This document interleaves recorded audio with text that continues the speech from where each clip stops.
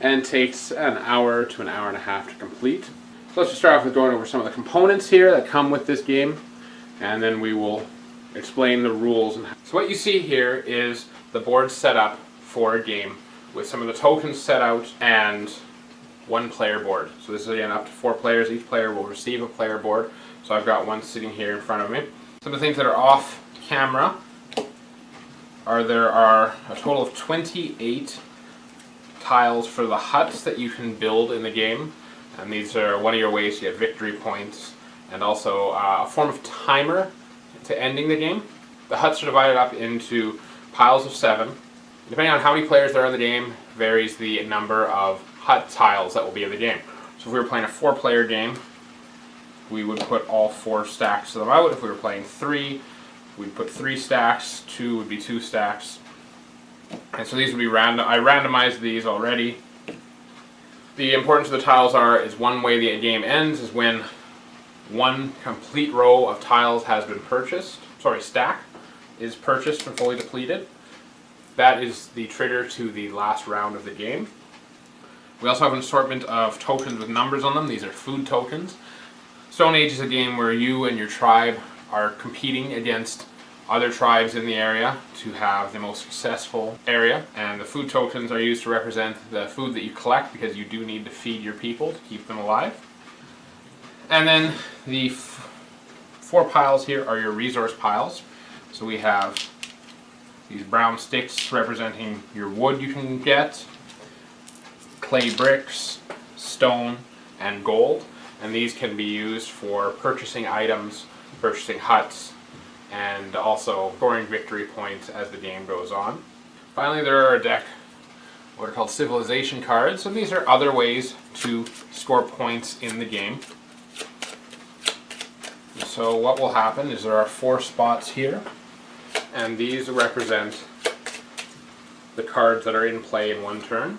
Like the huts, if at any time at the start of your turn you're not able to fill up the 4 civilization cards, that signals the end of the game. At the start of the game, each player is given 10 meeple tokens, and they start with 5 in their tribe, and there are ways to get more as the game progresses. And they also receive 2 scoring cubes, one to represent their scoring track and how many points they've earned, and one goes on this track along here, and this is called the farming track, and that represents, if you've developed a farmland, how much food you receive each turn from your farms. Finally in the game there is the big kahuna marker. This is just the first player marker. 7 very nice wooden dice and a dice cup. Now the rules for the game state that the youngest player gets to go first. I never use that rule because if I'm playing at the same gaming room, it means the same person goes first each time. I like ones with a little bit of variety.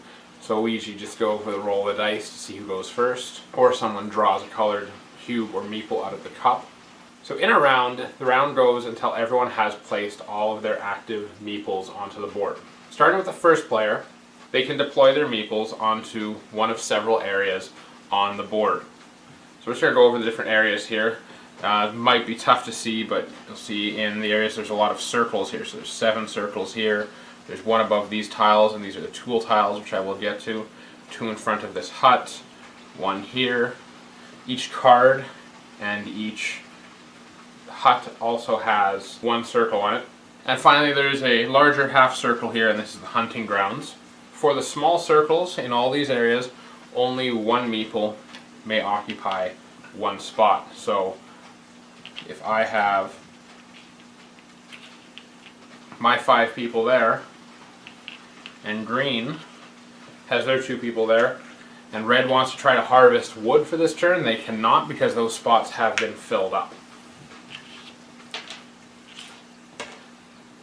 Similar to one person puts their claim on purchasing a hut, that hut is theirs. Purchase that turn, no one else can go there or lay claim to one of the cards.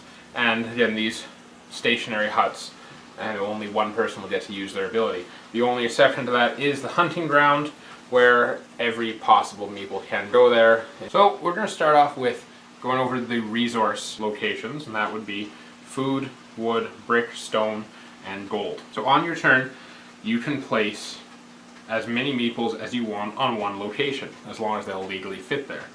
So I could take on my first move and put 3 in that location, and everyone would move around and take their turn, and then perhaps my second turn I will decide to go here, and then I am out of meeples. I've used up my 5.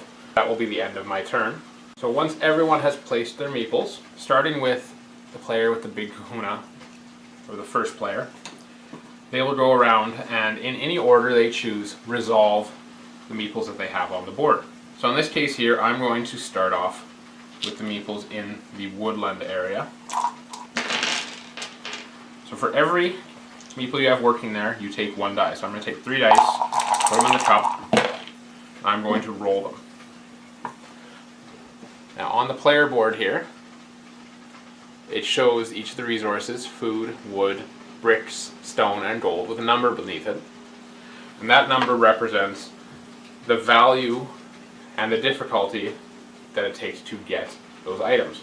So in my roll here, I rolled 13, and I'm going after wood, and the difficulty is 3. So what I would do is I would take the total roll that I have, I would divide it by the number 3, and I would take that many sticks. If there's a remainder or partial values, you always round down. So in this case, 12 would give me 4 sticks. That extra 1 would count towards nothing. And I would add 4 sticks to my tribe's inventory. And I would remove my players. I would move on to the next one, and I would roll my 2. So 12. Bricks has a difficulty of 4. In this case, I would manage to get 2 bricks and take my players back. For stone, the difficulty roll would be 5, and finally for gold, the roll would be 6. The most common resource you will get will be the wood, but everyone else may be going for that, and certain things require gold, and there are certain values for going after the heavier resources. At the start of the game, you will also start off with a total of 12 food tokens. And at the end of each round, you have to pay 1 food token for each person that you have. Now you start off with 12 and you have 5 people, but after 2 turns, you're already not going to have enough to go on to feed your people on the 3rd turn. So the other option you can go into is you can put people in the hunter and gatherer area, and similar to the other resources, you would roll 1 die for each person. So I got 14, really good roll. And you divide that by the difficulty, in this case it's 2. So I would take an additional 7. So now I have more food stockpiled in my home. So now we go into the resources. Now in the center area there are 3 different huts. There's the farmer's hut, right here, the breeder's hut, and the toolmaker's hut. So we'll go over those each individually. Farmer's hut, you put it there and you develop farmland, and this is showing how much farmland you have. And the more farmland you obtain, the more food you'll receive each turn without having to go hunting for it.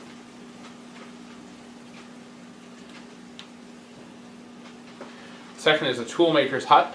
When you go there, you will collect a tool token, and there are these double-sided tokens. It's a 1, and then 2, and then the second stack has a 3 and a 4, and that shows the value of the tool that you have. And the purpose of having tools is you can use them to make your jobs easier by adding that number to your roll when you're going for resources. The third location requires 2 meeples, so you have to play both. This is not one spot where one player can go and one where another can go. And all this does is it allows you to take one of your additional meeples. So it's the breeder's hut. So let's say these are where I place my meeples this turn, and so I would resolve my actions. So first thing, I would resolve my breeder's hut, and I would take these 2, and so I'd add another one. So now I have 6 meeples available to me. If I resolve the one from the farming area, I will move 1 up the track. So now I'm producing 1 food every turn. And I would take 1 person off the toolmaker, and I would take one of these tiles, and I would put it with the one facing up on one of these 3 spots. And these represent the areas that my tools can go. Now, as the game goes on, you cannot just develop one tool, you have to develop multiple ones. So as you're playing, if you go to get another tool, you put the second one there, and then the third one there, and if you got a 4th tool, you've now flip this one over, and then the next one, and you can keep flipping them over, and possibly have 4, 4, and 4 there. And again, so how the tools will work is, let's say I'm going for food, so I have 3 people going there.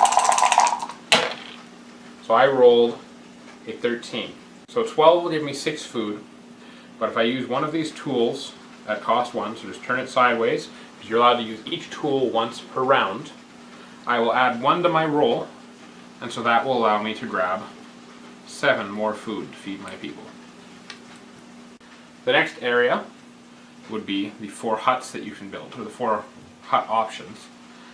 So I will put, let's say over my turn I managed to claim all 4 of these locations, so on my turn I can choose which one to resolve. And so they're all a little bit different. They have a different amount of victory points and a different cost to them. And so we'll go over them, just the different varieties they have here. So start off with this one here. These 2 are both very straightforward.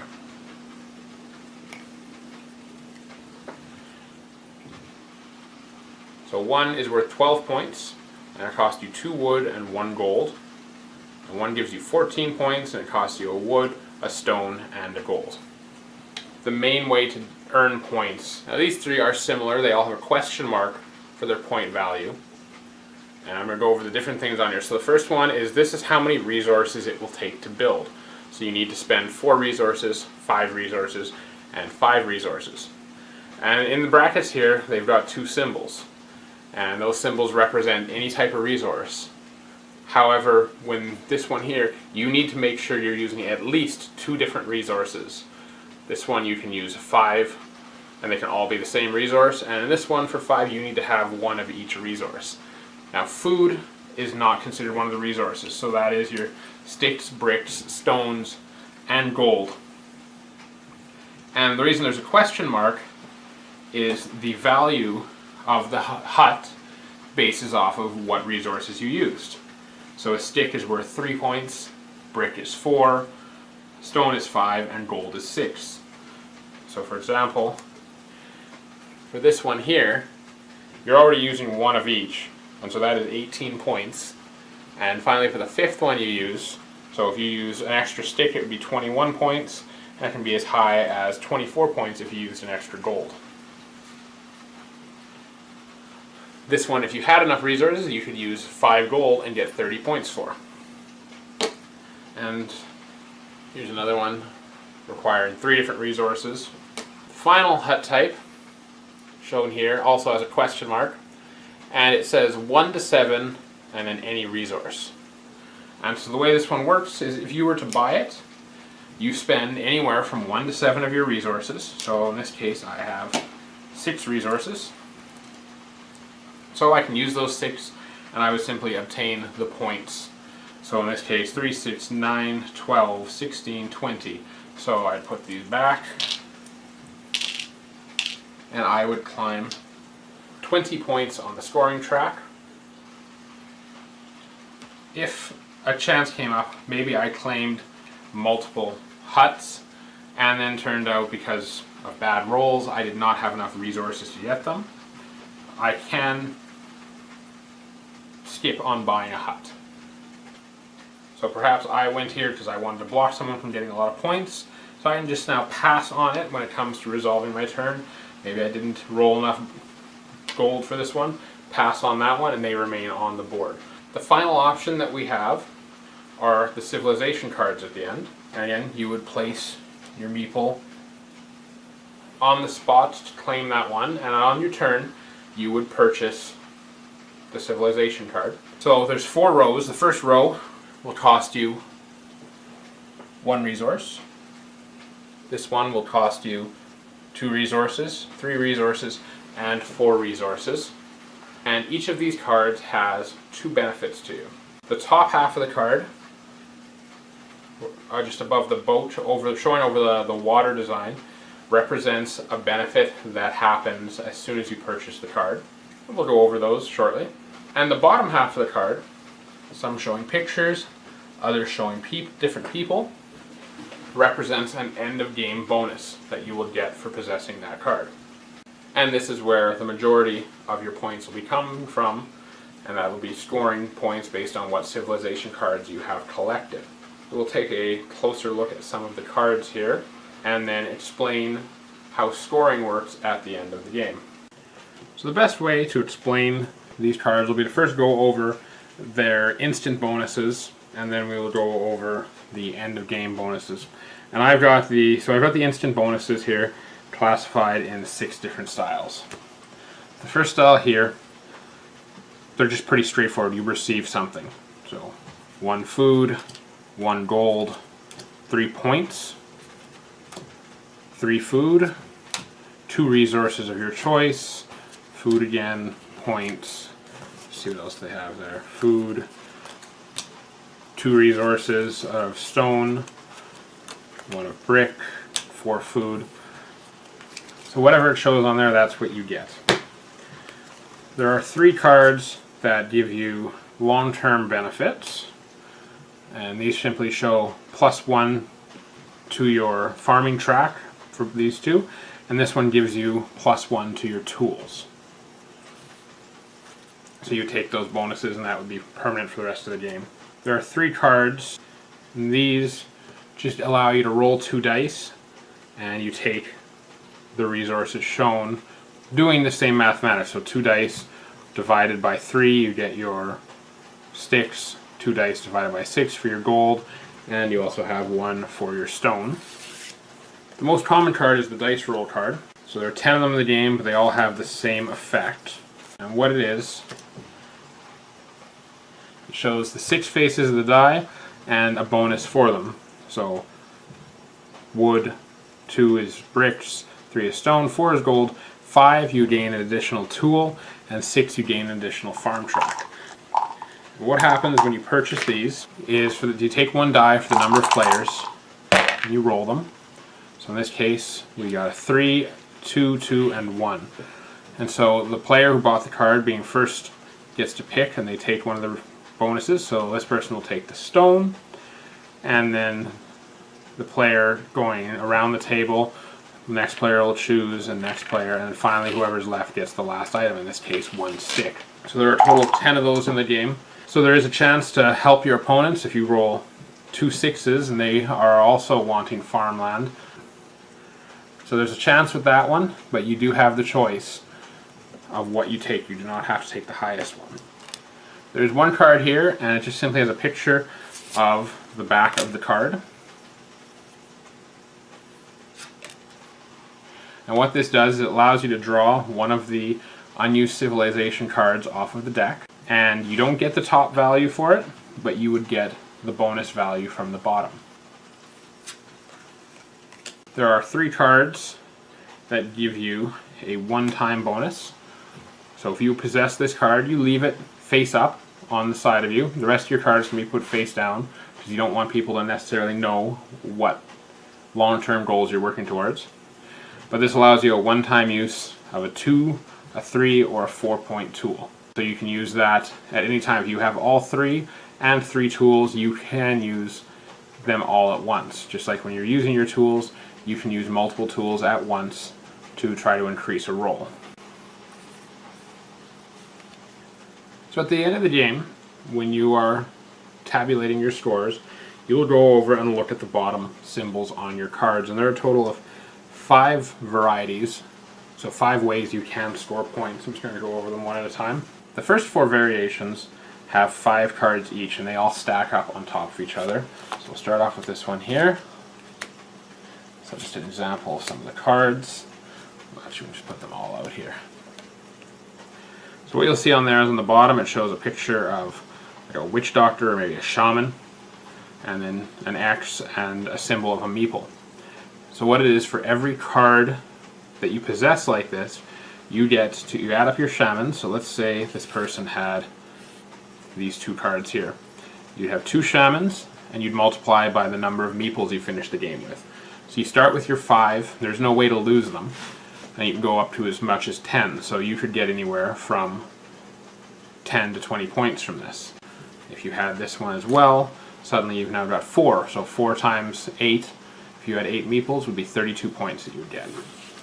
Second one, again, works very similar.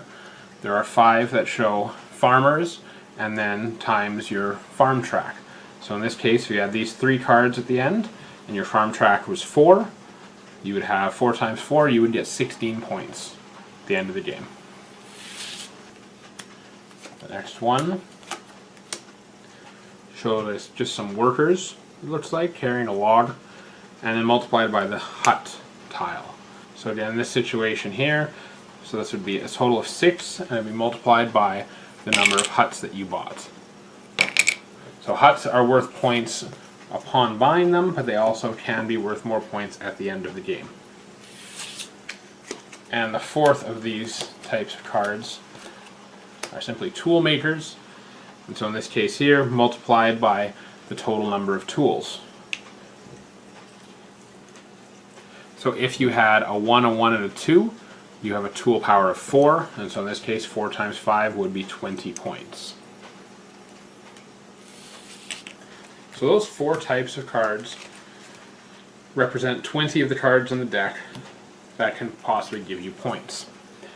The other 16 cards each have a symbol on the bottom of them. So to show, so we've got the sundial, the fertility goddess, looks like a loom, maybe just a plant, a cart, a pot, a flute,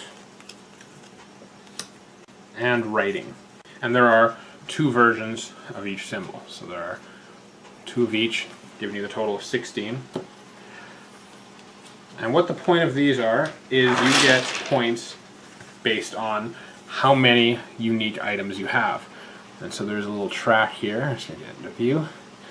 So the types of cards you have and the points you get. So it's pretty much multiplying by, or it is multiplying by itself. So if you have 8 cards, you multiply by 8, you get 64 points. If you have 5 unique cards, 5 times 5 is 25. This area actually just shows the 5 scoring types at the end of the game. So again, tool workers times your tool power, workers times your huts, shamans times your meeples, and farmers times your farming track. So looking down here at the civilization cards, you put your token on the circle on each card. That represents you have claimed that card. And when it comes to purchasing it, you simply spend the cost on top. So the first card has cost 1 resource, second one costs 2, third one costs 3, and then finally the fourth one costs 4. And it can be any resources you want to spend on it. So due to the difficulty and expense of resources, most times you're going to want to be using sticks and clay, but if you want to really get a card because it has a strong benefit to you, you can use any resource you want for it. The final way to score points at the end of the game is resources that you control. So in the case of the blue player here, food does not count towards end of game scoring. So this person has 3 stone, 1 gold, and 2 wood. Each of those resources is worth 1 point at the end of the game. So having more gold does not guarantee you're going to get more points. It's only when you're using them to buy huts that they have higher value. At the end of every turn, each player must go around and feed their people. The first step you would take is take a look at your farming track and determine if you receive any extra food from developed farmland.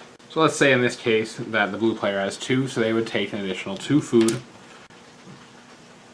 and they would put it into their area. And they would then count up their meeples.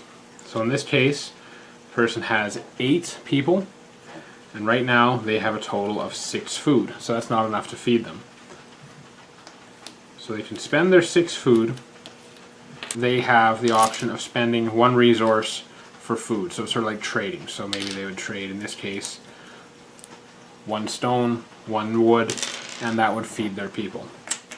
If in this case here they had enough to feed it on their own, they would simply spend their 8 and receive 2 back, and it would cost them no resources. If a situation comes, so let's say this turn here, and once again they have 2 farmland, so they take their 2, so they have a total of 4 food and 1 resource, and that is not enough. They have no trade, not enough to feed all their people.